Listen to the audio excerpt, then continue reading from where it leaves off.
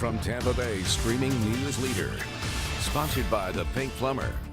This is ABC Action News. There's a cool down coming, but Greg D will time that out for us as we head into the weekend. Good morning, I'm James Tully. It is November 1st. Here are your ABC Action News headlines. The state attorney's office ruling a man died accidentally while Pinellas deputies were trying to question him this summer. The sheriff says those deputies were looking for an assault suspect and stopped Baudilio Velasquez because he matched the description. He did not speak English and ran off, so a deputy tased him, causing Velasquez to fall and hit his head. The sheriff says that Velasquez was tased some more because he resisted arrest. The sheriff says the 911 call that started all this turned out to be fake. That caller was arrested. The impeachment inquiry into President Donald Trump is moving forward after a vote in the House yesterday. This new phase sets the stage for another round of hearings, this time open to the public. Republicans are still calling the process unfair. This comes as another White House official testified that military aid to Ukraine was held up until their leaders committed to investigate Joe Biden and his son Hunter. But Tim Morrison also said he saw nothing illegal about the quid pro quo.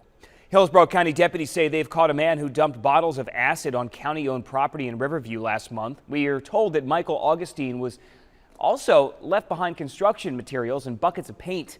But deputies say the corrosive acid was the biggest danger. If it had spilled into the soil, it could have damaged the environment and have been very expensive to clean up. The American Civil Liberties Union demanding to know how the FBI may be keeping tabs on you with facial recognition software. In a new lawsuit, the ACLU arguing the FBI, Justice Department, and the Drug Enforcement Administration have secretly implemented nationwide surveillance. The lawsuit says the network would track people's movements so thoroughly it violates your constitutional right to privacy. And remember to fall back this Sunday. Daylight saving time ends November 3rd at 2 a.m. Now here's Greg D with a look at your forecast and your slightly extended weekend by 1 hour. By 1 hour, James, but you know what? It's good timing because it's going to be a cooler weekend, so we get an extra hour to enjoy these cooler temperatures. 60s as you get out the door this morning and only in the upper 70s for the afternoon. It'll also be breezy and feeling less hot. Only that feels temperature in the 80s with a wind out of the north and northeast at times 15 miles per hour. Get the latest forecast on the ABC Action News app.